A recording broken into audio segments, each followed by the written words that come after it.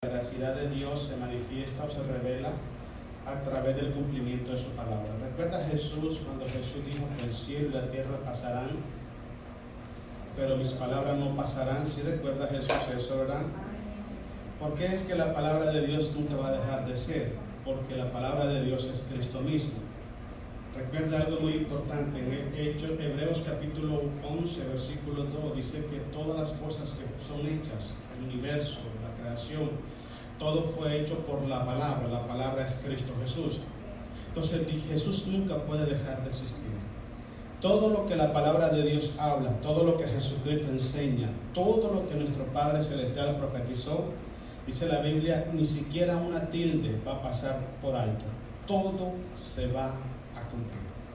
Por eso vamos a ver ahora lo que es la veracidad de Dios. Estuve analizando, estudiando la palabra veracidad y veracidad significa exactitud, fidelidad y firmeza en lo que promete, que es conforme a la verdad absoluta, universal y única. Eso es veracidad. Dios es el único que promete y cumple en la humanidad, hermanos. Todos nosotros hemos prometido a Dios muchas cosas, todos, y todos nosotros le hemos fallado. ¿Alguna vez se ha puesto a pensar, hermano, cuál es su responsabilidad cuando aceptó a Jesucristo? Porque muchas veces solo vemos el lado del compromiso de Dios hacia nosotros. Pero déjeme decirle, desde el momento que usted abre su corazón a Cristo para recibirle como su Salvador, usted tiene derecho como hijo de Dios, pero también tiene responsabilidad y compromiso como hijos de Dios. Y normalmente el pueblo cristiano hoy en día ignora los compromisos que tenemos para con Dios. Le digo esto para que nos demos cuenta de que la justicia de nosotros los seres humanos delante de los ojos de Dios, dice la Biblia que son como trapos de inmundicia. Son como trapos de inmundicia. En otras palabras, cualquier cosa que nosotros creamos que es justificable ante los ojos de Dios no lo es. No lo es. Yo creo, hermanos, que necesitamos nosotros prestar un poco más de atención e interés en todas las cosas que le hemos prometido a Dios. Por ejemplo, le hemos prometido a Dios servirle, le hemos prometido a Dios serle fiel, le hemos prometido a Dios buscarle, le hemos prometido a Dios ser leal en todo, le hemos prometido a Dios caminar en santidad, apartarnos del mundo, apartarnos del pecado. Le hemos prometido tantas cosas a Dios cuando le aceptamos como nuestro Señor y Salvador. El problema es que en la práctica, usted y yo le hemos fallado. Uno más que otros, pero todos le hemos fallado. El apóstol Pablo escribe esta carta a la iglesia en Roma. Roma estaba pasando un conflicto bien grande, un conflicto muy fuerte, porque habían judíos y habían romanos y de otras nacionalidades que se estaban disputando lo que es el liderazgo de la iglesia en Roma. La otra vez expliqué que uno de los emperadores, el emperador Claudio, vino y empezó a sacar a todos los judíos de Roma, lo mandó para Jerusalén. Pero sucedió que después de que se canceló el edicto, los judíos regresaron otra vez a Roma. Antes de salir de Roma, la iglesia romana estaba dirigida por judíos, personas de procedencia judía, pero convertidas a Cristo. Y ellos, hermanos, consideraban que porque ser el pueblo de Dios, el pueblo del pacto, por ser a ellos a quien se le llevó la ley de Moisés, la Torá, ellos pensaban que tenían más derecho o más privilegio que los cristianos de otras nacionalidades. El otro problema que pasaba era que los otros cristianos de las otras nacionalidades estaban menospreciando a los judíos, porque ellos consideraban de que ellos, al aceptar a Cristo, no solo tenían igual derecho que los judíos, sino que los menospreciaban por ser judíos. Porque los judíos, la mayoría de ellos, habían y todavía han rechazado a Jesús como el Mesías. Y por eso es que el apóstol Pablo escribe esta carta, y en este pasaje del capítulo 3, Pablo hace referencia a eso. Mire lo que dice. El versículo 1 dice: ¿qué ventaja tiene pues el judío? Hace una pregunta. ¿O de qué aprovecha la circuncisión? Sabemos que la circuncisión era una señal de pacto entre Dios y el pueblo de Israel. Una persona que quería pertenecer al pueblo de Israel tenía que judaizarse.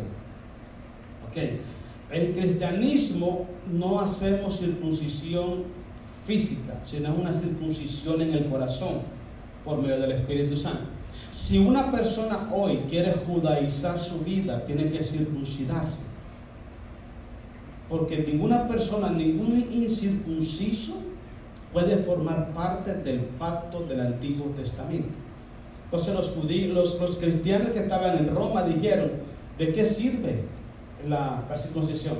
¿De qué sirve ser judío? Y estaban menospreciando ambas cosas.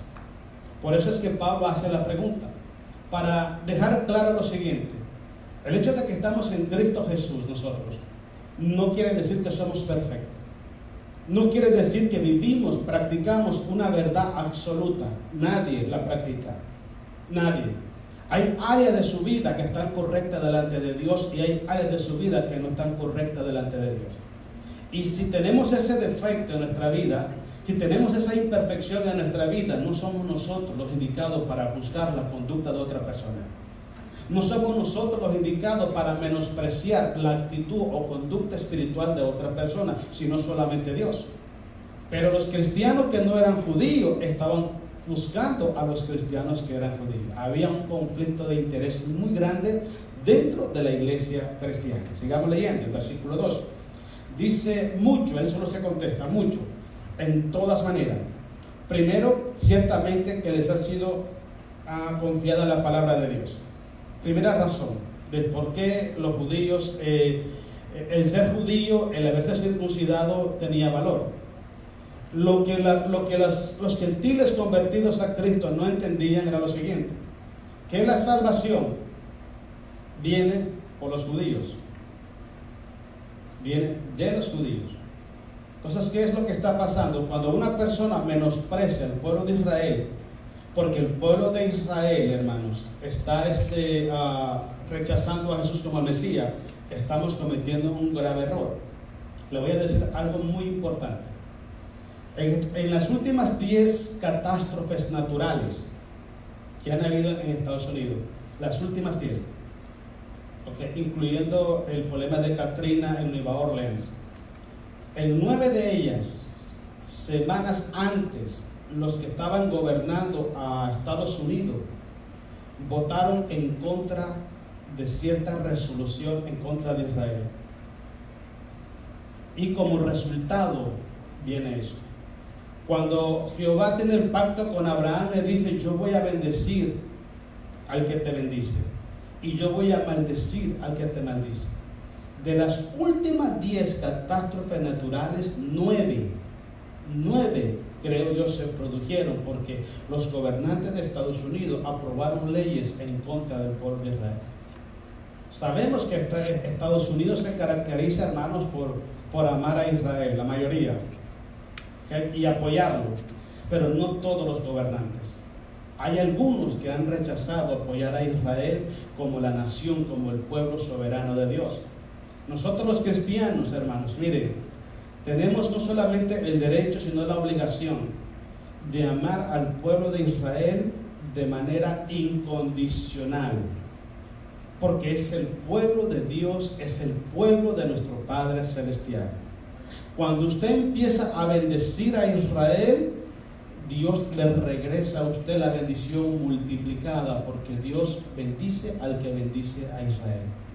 Entonces, la iglesia cristiana que estaba en Roma, de otras nacionalidades, estaba cometiendo ese gravísimo error, que estaba juzgando a Israel por ser Israel. Es cierto que la Biblia dice que Israel, cuando salió de Egipto, era un pueblo rebelde, era un pueblo duro de servir, era un pueblo contradictorio. Pero el que lo dijo fue Dios. El que lo va a juzgar fue Dios, pero no nosotros. No podemos menospreciar al pueblo judío, porque si menospreciamos al pueblo judío, juicio viene sobre nuestra vida. Sigamos leyendo el versículo que sigue. Dice el 3: pues que si algunos de ellos han sido incrédulos, su incredulidad habrá hecho nula la fidelidad de Dios. En ninguna manera. En ninguna manera. Dios es fiel, es leal. Yo creo que la palabra fiel en Dios es muy pequeña. Si Dios dice que va a pasar, va a pasar. Simple. Ahora, si Dios promete bendecir a Israel, aunque una parte se rebelaron en contra de Jesús, lo entregaron y fue muerto y fue humillado y todo, eso nunca anuló la justicia de Dios. Nunca anuló las promesas de Dios para con Israel. El apóstol Pablo dice esto a Timoteo: aunque nosotros seamos infieles, Él permanece fiel. Ahora, ¿quiénes de los que estamos aquí le hemos sido fiel a Dios 100%? Nadie. Yo no estoy hablando de que vamos a justificar nuestras acciones, porque el pecado es pecado. Pero el punto que yo quiero que miremos, hermanos, es esto: Dios siempre va a cumplir sus promesas. Siempre la va a cumplir. Dios todo el tiempo ha estado, hermano, apegado a lo que Él prometió, tanto en el antiguo pacto como en el nuevo pacto. Dios nunca ha abandonado sus promesas y Dios nunca las va a abandonar. Si Él te llama, si Él te promete con la palabra de Dios algo, créame que eso va a venir. ¿Cuándo? No lo sé. ¿Cómo? No lo sé. Pero Dios lo dijo, Él es fiel y verdadero y Él lo va a hacer.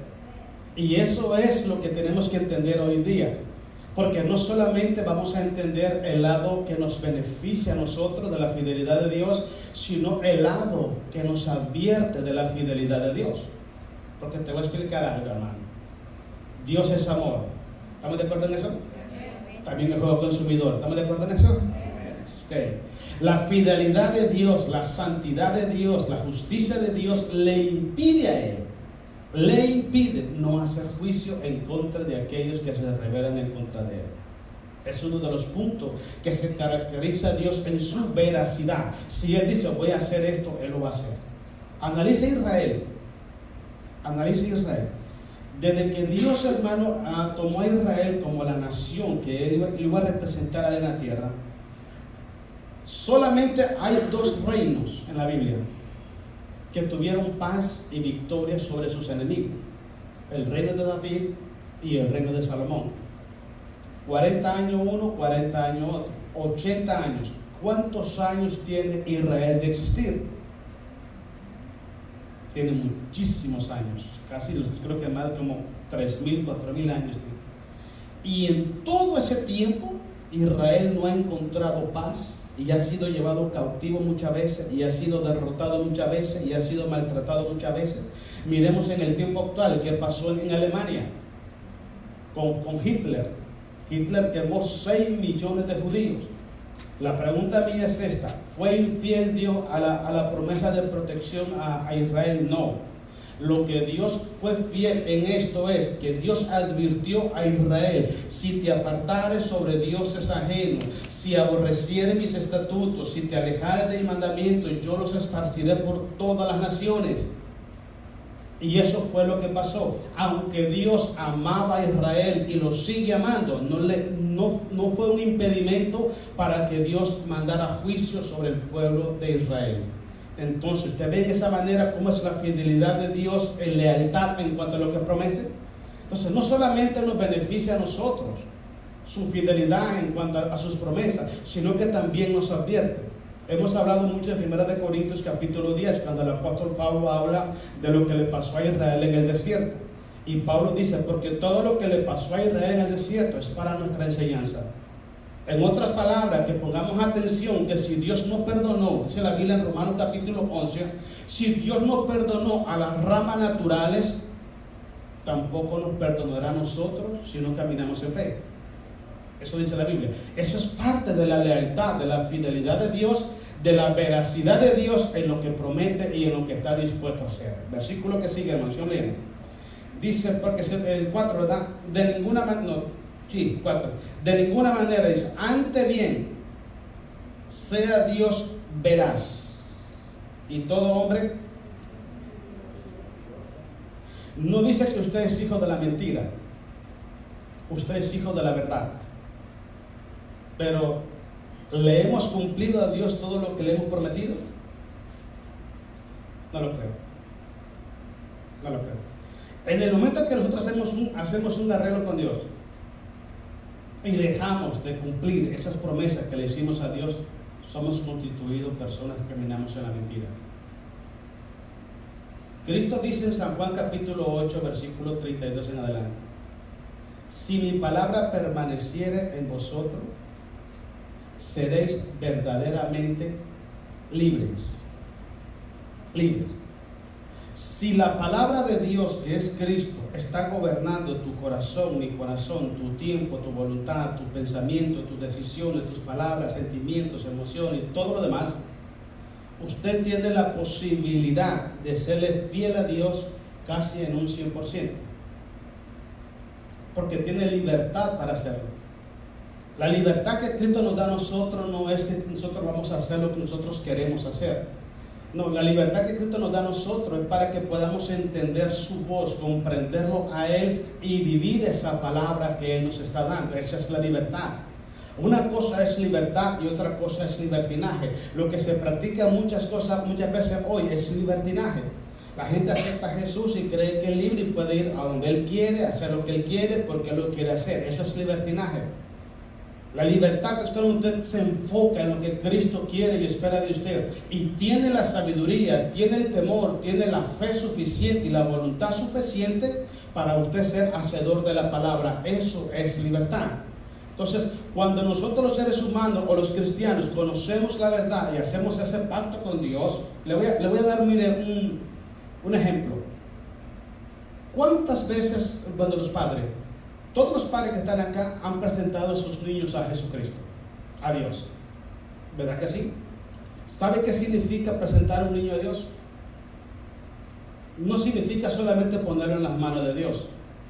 No significa solamente ponerlo para que Dios te proteja, le dé salud, le dé todo, no.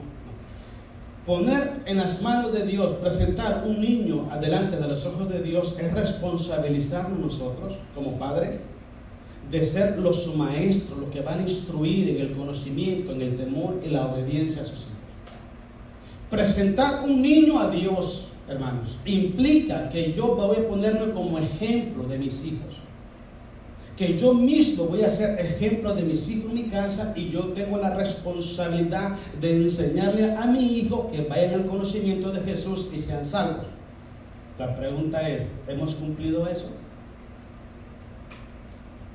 Porque hay personas que están presentando niños a Dios y ni siquiera saben la responsabilidad y el compromiso que están haciendo. ¿Recuerda cuando se casó? Y usted hizo un pacto delante de Dios. Yo hice un pacto delante de Dios. Hicimos un pacto delante de Dios. ¿Lo hemos cumplido? Son evidencias de que nosotros los seres humanos, en diferentes áreas, en diferentes momentos, en diferentes ocasiones, le hemos fallado a Dios. Tenemos que tomar una decisión: enderezar nuestro caminar cristiano o vivir como que si no tenemos que darle cuenta a nadie. Pero eso es un error, porque tarde que temprano Dios te va a llamar a ti y me va a llamar a mí a cuenta. Y te voy a explicar algo. No importa tu estatus económico, espiritual, cuántos títulos tengas en la pared, qué cargo tengas en la iglesia, cuán bonito prediques, enseñes, canta, lo que sea. Mire, todo es parejo. Todo. Dios no va a decir, ay, aquí viene el pastor, ay, a este con más calma, ven así para acá. No, olvídese. A los primeritos que Dios le va a poner, hermano, le va a llamar a cuenta, se lo va a poner bien parejo, es a los pastores. Es a los pastores. Porque la mayoría, hermanos, de mala formación en las iglesias es culpabilidad de los pastores. ¿Sabe por qué? Porque nunca dicen la verdad. Porque ellos predican una cosa y viven otra. Porque ellos demandan a la congregación cierto comportamiento y cierto trabajo y ellos no hacen nada, no dan el ejemplo. No tienen la voluntad, hermano, para sentarse con el pueblo de Dios para discipularlo correctamente. Entonces el pueblo de Dios está viviendo un cristianismo que lo aprenden en la calle. Un cristianismo que lo aprenden en la religión, pero no lo aprenden de Cristo Jesús. Entonces, cuando lleguemos a la presencia de Dios, ahí nadie va a pensar que, ay, yo soy el hijo de papi. Nadie. A todos de igual manera se nos va a llamar a dar cuentas. A todos. Sigamos leyendo. Dice así, hermanos. De ninguna manera, dice, antes bien, sea Dios veraz y todo hombre mentiroso, como está escrito, para que seas justificado en tus palabras y venzas cuando fueres juzgado. No hay manera. ¿Qué quiere decir esto? Cuando usted y yo vayamos a la presencia de Dios, porque le voy a explicar algo. Desde que Adán y Eva empezaron a justificar y argumentar sus errores, los seres humanos aprendieron eso. Imagínense lo que le dijo a Adán: por cuanto has obedecido la voz de tu Señor, la mujer que tú me diste me hizo pecar. Ya no era culpable, era la mujer. Va donde la mujer, no, fue la serpiente. Entonces, ¿quién es el culpable? Para la mente de los hombres, nadie. O quizás culpaban a Dios, porque Adán le dice: fue la mujer que tú me diste. En otras palabras, si tú no le hubieras dado, no hubiera pasado nada. Va donde Eva, no, fue la serpiente y tú la creaste. Entonces yo no sé, es tu culpa. Pero le voy a explicar algo. Cuando vayamos a la presencia de Dios, mire, hermano, no hay manera, no hay forma de que salgamos justificados delante de los ojos de Dios. Lo que usted y yo sembramos en esta tierra, eso es lo que vamos a cosechar. Eso mismo es lo que vamos a cosechar. Entonces, cuando Dios nos llame a juicio a nosotros, por mucho que argumentemos el juicio de Dios es veraz, es justo, es recto. Dios no solamente va a aplicar a nosotros su juicio, sino que también nos va a dar las pruebas de que el por qué nos está aplicando ese juicio. Vaya, ahí mismo Romanos capítulo 2, hermano. Vamos a ver uno de ellos primero. Romanos 2, veamos del 1 al 2 y después leamos del 5 en adelante. Dios promete juzgar a todos los hombres por medio de sus obras. Romanos 2, dice así: por lo cual, dice el apóstol Pablo, eres inexcusable. No te puedes excusar. Oh hombres, quien quiera que sea, tú que juzgas, pues en lo que juzgas a otro, te condenas a ti mismo. Hemos hablado de eso muchas veces. Dios le ha dado a usted y a mí la autoridad espiritual para juzgar las acciones de los hombres, pero no a los hombres. A los hombres los juzga Dios. Y aún mayor, a los hijos de Dios los juzga Dios. Cuando empezamos a hacer juicio en contra de los hijos de Dios, estamos juzgando, estamos condenando el cuerpo de Cristo, porque usted como hijo de Dios, usted como cristiano, usted es miembro del cuerpo de Cristo Jesús. Si yo lo juzgo a usted y yo lo condeno a usted, estoy condenando el cuerpo de Cristo. Y con la vara que yo estoy midiéndole a usted su pecado, con esa vara yo seré remedido también. Ahora, ¿qué significa esta vara? La vara significa la metodología, las razones, los propósitos, sentimientos y pensamientos por qué yo lo juzgo. Es eso mismo que yo estoy usando. Si yo lo juzgo a usted porque me cae mal, ese mismo método va a usar Dios para juzgarnos a nosotros. Por eso es muy importante que entendamos esto. Si alguien está fallando, ore por él, bendígalo y gloria a Dios. Si le puede ayudar, está bien. Pero no ponga ese dedo a señalar y a juzgar y a condenar. Porque ese mismo juicio que usted está usando y yo estoy usando para juzgar a la gente, ese mismo juicio va a usar Dios contra mí. Ahora, veámoslo de este ángulo. Usted va a ser juzgado ahorita. Ejemplo, ¿qué le gustaría? Que Dios usara la manera, los métodos que usted ha usado para juzgar a otra persona, o quisiera que Dios usara su misericordia. Misericordia. ¿Sabe por qué? Porque la misericordia vence en el día del juicio. La misericordia vence en el día del juicio. En otras palabras, debemos mejor nosotros tener misericordia de la gente, orar por ellos, en vez de juzgarlo. Porque de eso mismo va a depender la metodología que Dios va a usar para juzgarnos a nosotros. Tengamos cuidado. Sigamos leyendo, versículo 2. Dice, mas sabemos, dice, que el juicio de Dios contra los que practican tales cosas es según verdad. En otras palabras, es veraz. Versículo 5, ahí mismo. Pero por tu dureza y por tu corazón no arrepentido, atesoras para ti mismo ira, para el día de la ira y de la revelación del justo juicio de Dios. Dos cosas, corazón duro y corazón no arrepentido. Dos cosas. Duro, ¿qué significa? Que le cerremos el corazón a la voluntad. A Dios está hablando, otra vez lo mismo. ¿Sabe qué dice Hebreos capítulo 3? Si oyeres hoy su voz, no endurezcáis vuestros corazones. Israel endureció su corazón a la palabra de Dios, a la gloria de Dios en el desierto, y mire lo que pasó. Cuando Dios habla a tu corazón, debes de prestar atención porque es Dios quien está hablando. Y la otra cosa, cuando el corazón no está arrepentido, ¿sabes qué es lo que pasa? Acarrea para sí juicio en el día del juicio. ¿Sabes qué es arrepentimiento? Vete, no peques más. Una vez me dijo un hermano, oiga, entonces ¿cómo hago yo? Dice, para cancelar todos los efectos negativos de mis acciones. Muy simple. Pídele perdón a Dios y no lo vuelvas a hacer. Si yo ofendo a alguien, Padre, yo le pido perdón porque lo ofendí al hermano, pero ahí no quedan las cosas. Yo tengo que luchar y disponer mi corazón y voluntad para no volverlo a hacer. ¿Para qué le pido perdón si lo voy a ofender otra vez? A ver, díganme. No tiene sentido delante de los ojos de Dios. El asunto es esto, hermano, que muchas veces practicamos el mentado perdón en las iglesias, pero es un mero procedimiento religioso, porque en el corazón todavía se atesora el resentimiento, el rencor y sentimientos malos. Cuando una persona perdona a otra persona, hay dos cosas muy importantes que ocurren en su corazón. Número uno, todas las veces que se acuerda de que esa persona lo lastimó, lo que siente es paz, amor y misericordia a la persona.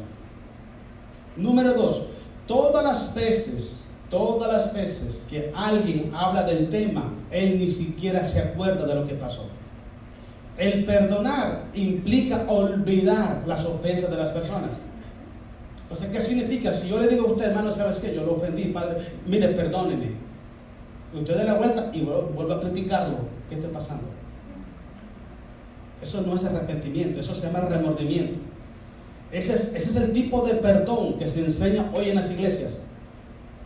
Ve, perdónalo porque eres cristiano. Esa no es una enseñanza de Dios. Yo tengo que perdonar porque yo necesito perdonar. Yo tengo que perdonar porque yo necesito la presencia. Yo necesito que Dios me perdone a mí. Pero yo no voy a perdonar a alguien solo porque soy cristiano. Esa es una metodología, un sistema religioso que hoy en día. Y la gente te ve de frente y te sonríe, pero detrás está que, hombre, es un revoltijo por dentro. Mientras no haya un arrepentimiento genuino en nuestros corazones, no existe un perdón genuino en nuestras vidas. Sigamos leyendo el versículo 6, estamos todavía. Dice, el cual pagará a cada uno conforme a qué. ¿Sabe quién dijo esto? Lo dijo Dios a través del apóstol Pablo. Y hablamos esto, Dios es veraz. Dios dijo que lo iba a hacer y Dios lo va a hacer. ¿Cómo podemos cancelar esto? Se lo dije anteriormente. Pidámosle perdón a Dios y no lo vamos a hacer. Y en ese momento se cancela todo. Se cancela todo. Se lo voy a decir de una manera, ilustrárselo de una manera. Es como que usted tenga un árbol en su casa y el árbol esté tirando espinas o hojas o cualquier cosa que le afecta a usted. Le da alergia, qué sé yo. Y usted viene que en vez de botar el árbol solamente poda las ramas. ¿Qué va a pasar? El árbol sigue dando. Sigue dando. Por mucho que nosotros pidamos perdón, hermanos, si no arrancamos de raíz el problema, siempre vamos a estar en el problema. Siempre. ¿Quiere que te diga cómo se hace, hermano, para arrancar de raíz lo que es el resentimiento de otra persona? Te lo voy a decir. Ora por quienes te persiguen. Bendice a quien te maldice. Hazle el bien al que te hace mal y se arranque el árbol completo. Se arranque el árbol completo. ¿Pero qué hacemos nosotros? Nosotros solo podamos las ramas para que se vea vistoso, maquillaje, el perdón, pero por dentro tenemos las raíces todavía. Para que las obras, el efecto de las obras de las carnes sean desarraigadas de nosotros, necesitamos arrancar todo el árbol. Todo. Arrancarlo todo. Una vez que tú cortas la raíz del árbol, se acaba el árbol, se acaba el problema. Dicen en Nicaragua, muerto el perro, se acabó la rabia. Pero si no mata al perro, ahí está la rabia cerca, hermanos. Ahí está. Entonces Dios va a juzgarlo a usted y a mí por las obras que estamos haciendo hasta ahora. Y créame que le voy a decir algo, Dios es veraz. Si Dios lo dice, Dios lo va a hacer. Versículo 7, sigamos leyendo. Esto está bueno, hermanos. Dice, vida eterna a los que perseveran en bien hacer, buscan gloria y honra e inmortalidad. ¿ok? Pero ira y enojo a los que son, que es un contencioso, se lo voy a decir en el idioma mexicano, ahora que ya me hicieron mexicano, puro TJ, se lo voy a decir, es aquella persona que anda amarrando navaja con otras personas. Ese es un contencioso. ¿Sabe qué me dijo la hermana Vanessa? Me dijo esto y esto de ti. Esa vaina, hermanos. ¿Sabe qué me dijo la hermana? Y yo digo, si supiera, si te contara todo. Eso es amarrar navaja, eso es contencioso. Mire, dice la Biblia, en cuanto dependa de vosotros, estad en paz con los hombres. Dice Hebreo, buscad la paz con todos y la santidad sin la cual nadie verá al Señor. Déjeme le explico algo. Yo puedo ver su cara, puedo ver su rostro, puedo ver su sonrisa, no puedo ver su corazón. Pero el que escribió esto lo ve claritamente. Él lo ve perfectamente, hermanos, perfectamente. No se cuide de los hombres. No trate de poner, hermanos, una imagen delante de los hombres. Procure su imagen delante de Dios. Porque el que te va a juzgar a ti y a mí es Dios. Usted no me va a juzgar a mí, yo no lo voy a juzgar a usted. Es Dios. Entonces es muy importante entender eso, hermanos. Sigamos leyendo porque esto está bueno, hermano. Eran 3 horas, ¿verdad? Aquí. Pero ira y enojo a los que son contenciosos y no obedecen a la verdad, sino que obedecen ¿a quién? A la injusticia. Versículo 9. Tribulación y angustia sobre todo ser humano que hace lo malo. El judío primeramente y también el griego, es parejo. Pero gloria, honra y paz a todo el que hace lo bueno. Al judío primeramente y también al griego. Versículo 11. Porque no hay acepción de personas para con Dios. Parejo. Cuando llueve, llueve parejo.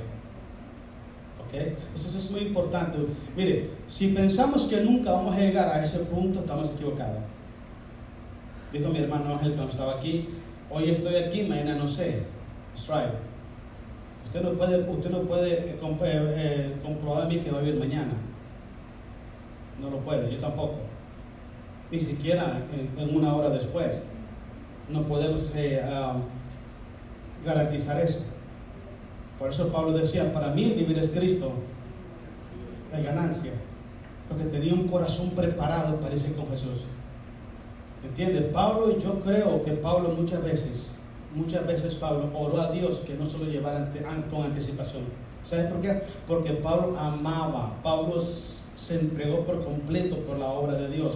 Pero nunca pienso que Pablo le dijo al Señor, por favor, Señor, no me quites la vida porque me da miedo. No, hermano, estaba preparado para irse con él. Y ese sentimiento, esa convicción, esa certeza de que si usted se muere hoy, se va con Cristo Jesús, tiene que estar en tu vida.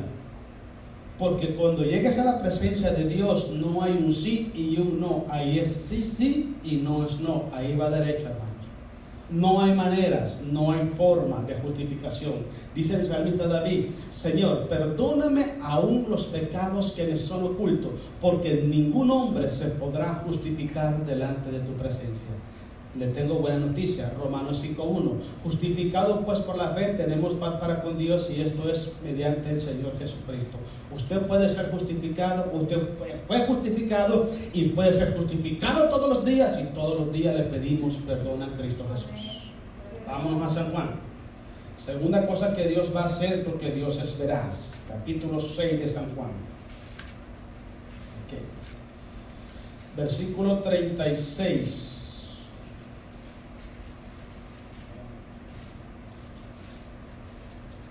Estamos ahí, hermanos. 6:36. Jesús dijo, vamos al 35. Jesús dijo, yo soy el pan de vida. El que a mí viene nunca tendrá hambre. Habla de la comida espiritual, el alma. ¿Sabe usted por qué muchas personas caen en adicciones? Porque tienen un vacío tan grande en su alma que no lo puede llenar absolutamente nadie. El vacío que el hombre tiene en su alma solamente lo puede llenar Cristo Jesús. Solamente Jesús. Cuando el hombre rechaza a Jesús, como el sustento de su alma, cuando lo rechaza, empieza a llenar el vacío de su corazón con cosas del mundo. Pero se da cuenta que tarde que temprano eso nunca le va a quitar el vacío de su corazón. Sigamos leyendo el versículo 33, ¿cuánto vamos? 36. Mas os he dicho que aunque me habéis visto no creéis. 37. Todo lo que el Padre me da vendrá a mí, y el que a mí viene no le echo fuera. Nunca piense que Jesucristo lo va a rechazar a usted. Nunca. Hablé con un hermano un tiempo atrás que estaba pasando unas situaciones espirituales pero durísimas, hermano. No tengo idea cómo. Me dice, hermano, te voy a ser sincero, he pensado más de una vez ya de apartarme de los caminos de Dios. Ya no quiero seguir. Le dije, ¿quieres un consejo? Apártate de los caminos de Dios cuando Cristo ya no te ame. Jamás. Si el Padre lo envió a Cristo, Cristo nunca lo va a echar fuera. La gente te puede echar fuera de sus vidas. La gente te puede echar fuera de su círculo, de su mundo. Te pueden echar fuera de las iglesias. Pero Cristo nunca te va a echar fuera de su presencia. Si el Padre te lleva hacia Él, hermano, Jesús nunca te va a rechazar. Nunca. Y te voy a explicar algo. Cristo te ama a ti y me ama a mí por lo que somos, porque el Padre nos mandó. Cristo no nos ama por lo que hacemos o por lo que dejamos de hacer. Porque le voy a explicar algo. Usted no fue a Jesús porque usted era un angelito. No. Y usted no está en los caminos de Dios porque sea un angelito. Nadie. Estamos en los caminos de Dios porque la misericordia de Dios son nuevas cada mañana. Porque Dios nos ama con amor eterno, porque el amor de Dios es incondicional. Por eso es que estamos en los caminos de Dios. Por eso es que siempre debemos de pedir a Dios su misericordia. Padre, perdónanos cada día. Queremos acercarnos a Él cada día, ir desechando de nosotros todo comportamiento, toda actitud, pensamiento que desagradan a Dios o nos alejan de Dios. Tenemos que buscar una solución, porque el pecado es lo que nos separa de Dios. Pero el punto clave de todo esto es, Cristo es fiel en lo que dice. Si tú eres enviado por el Padre a Él, Él te recibe con los brazos abiertos. Él nunca te va a echar fuera. Dios es veraz en lo que dice. Dios es fiel en lo que dice. Dios es leal en lo que dice. Si el Padre te envía, Él te recibe. Él nunca cuestiona al Padre. ¿Por qué me mandas este? Mira, si es un vago, es un peleonero, es un mal hablado. Nunca Dios va a hacer eso. Y Él es veraz. Si dice que te recibe, Él te recibe. Vaya conmigo a Malaquías, hermano. Vámonos. Malaquías capítulo 3, versículo 13. Dios dice que al final de todas las cosas, Él va a honrar delante de su Padre, delante de los ángeles, a todos aquellos que le han servido con justicia y lealtad. Mira lo que dice Malaquías capítulo 3, versículo 13. Si lo dice Dios, así es. Vuestras palabras contra mí han sido violentas, dice Jehová. ¿Y lo que es lo que estaba pasando? Lo que estaba pasando era que muchos pueblos de Israel estaban pasando sufrimientos, persecuciones, angustias, enfermedades, problemas económicos. ¿Okay? Y el pueblo de Israel decía, una parte decía estas cosas. Hombre, estamos ayunando, estamos sirviendo a Dios, estamos luchando para obedecer a Dios. Y vienen tantos problemas a nuestra vida, más ciertas personas que están totalmente apartadas de Dios, ¿les va bien? Estaban murmurando, estaban quejándose. No sé si a usted le ha pasado alguna vez. Y usted diga, hombre, ¿sabes qué? Estoy sirviéndole a Dios y tengo tantos problemas. Este sujeto, mira, ni siquiera se acuerda de Dios y mira cómo tiene tantas bendiciones en su vida. No sé si a usted le ha pasado, pero a la mayoría de cristianos les ha pasado. Que queremos comparar nuestra vida espiritual, económica, de salud, social y todo en relación a lo que vive un impío. Alguien que no es cristiano. Y entonces cuando nosotros empezamos a comparar nuestra vida, si yo me quiero parecer a alguien que tiene miles de millones de dólares en su banco, yo voy a empezar a murmurar de Dios. Voy a empezar a quejarme de Dios. Aquel mira que vive tranquilo, mira que no le falta nada, y mira cómo la gente le aplaude, y mira cuántos carros tiene y cuántas casas tiene, y yo mira que le sirvo, y mira cómo ando pidiendo raite. No sé cuántas veces ha pasado esto. Pero en el pueblo de Dios, cuando nosotros los cristianos nos desconectamos de Dios, quedamos expuestos a murmurar delante de Dios. El pueblo de Israel estaba cayendo en ese gran pueblo, por eso es que Jehová habla a Malaquías y le dice que escriba esto. Miren lo que está pasando, sigamos leyendo pues. Dice el 13, ¿verdad? Dice, vuestras palabras contra mí han sido violentas, dice Jehová, y dijiste que hemos hablado contra ti. Habéis dicho, por demás es servir a Dios. Por demás. ¿Qué aprovecha que guardemos su ley y que andemos afligidos en presencia de Jehová de los ejércitos? Decimos, pues, ahora, bienaventurados son los soberbios y los que hacen impiedad. No solo son prosperados, sino que tentaron a Dios y escaparon. Eso es lo que parece, pero no es cierto. Eso es lo que no es cierto, hermano. ¿Sabe qué es lo que pasa? Que el juicio de Dios está determinado en una fecha diferente para cada ser humano.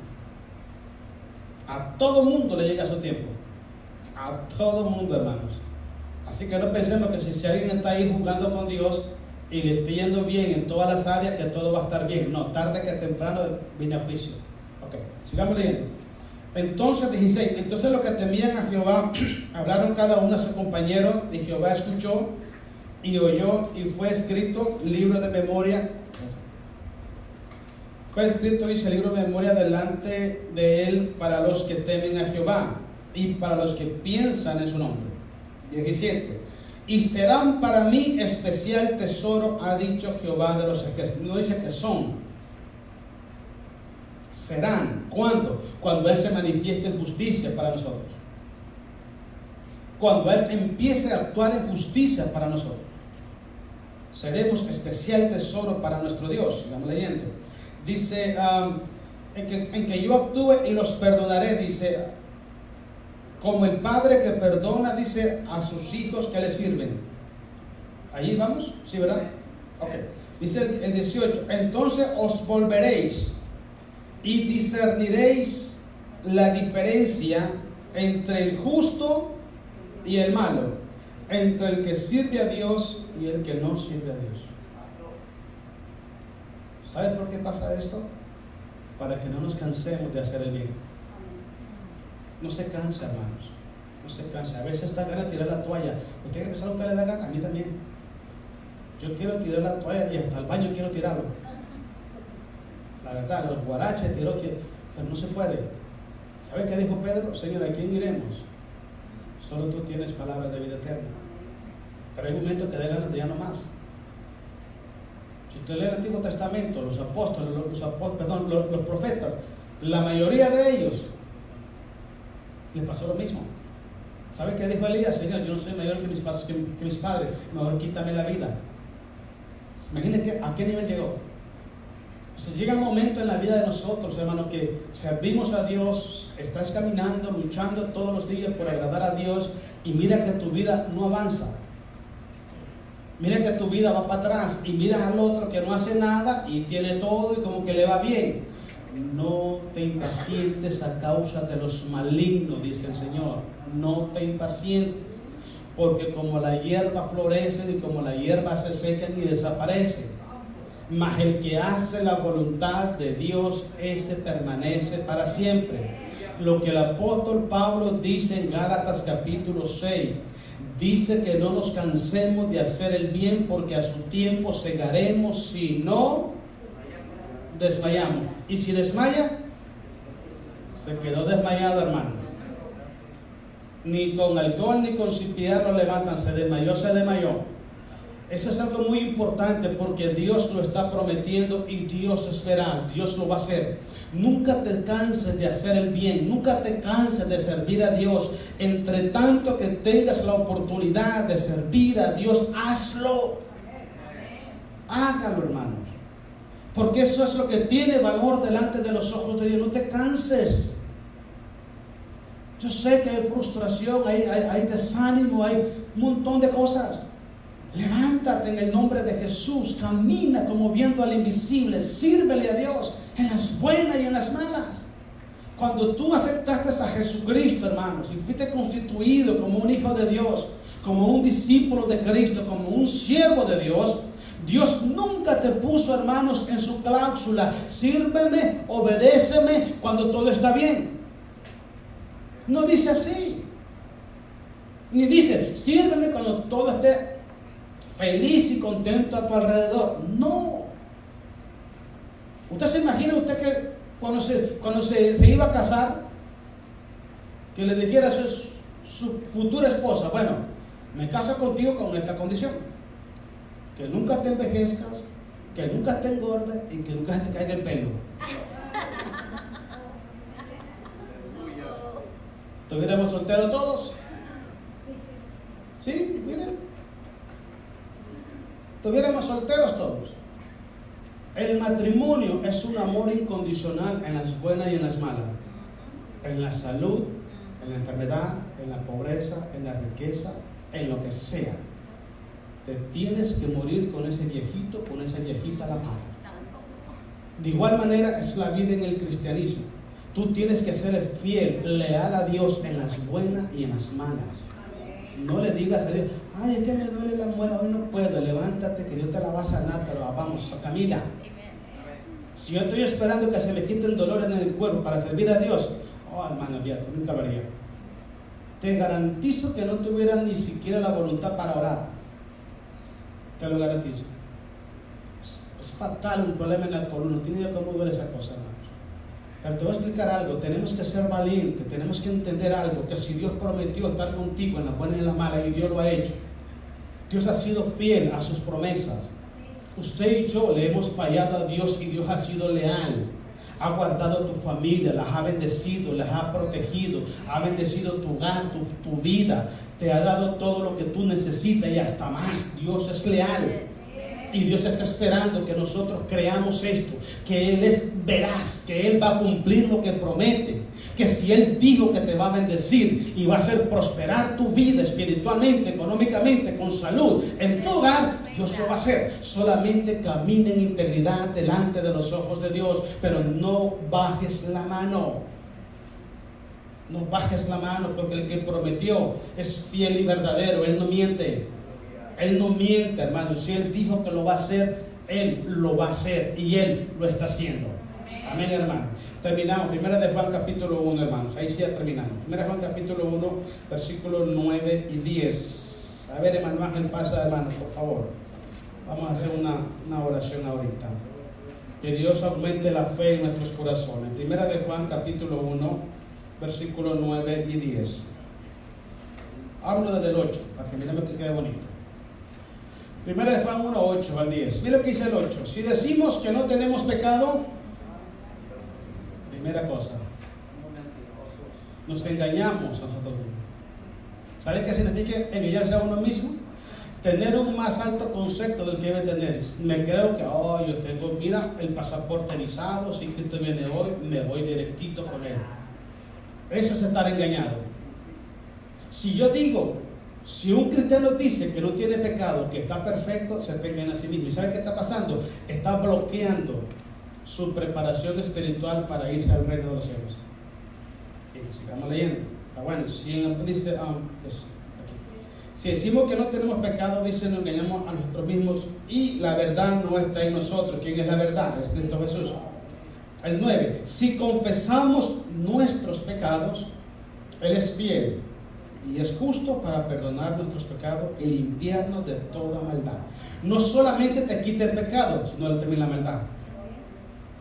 ¿Eso qué significa? Él remueve las consecuencias de tus malas decisiones y algo más. Te protege para que el diablo no te haga daño. Él es fiel. Él dice que lo hace, lo hace. ¿Sabe por qué le digo esto yo, hermano? Para que usted y yo tengamos la motivación todos los días. No solamente de dejar de pecar, sino la motivación todos los días de pedirle perdón a Dios. Y algo muy importante, perdonar a las personas que nos ofenden para que también nosotros seamos perdonados. Para que si estamos pidiendo que Dios nos perdone, pero no perdonamos a la gente. No recibimos el perdón de Dios. Léalo, Mateo capítulo 6.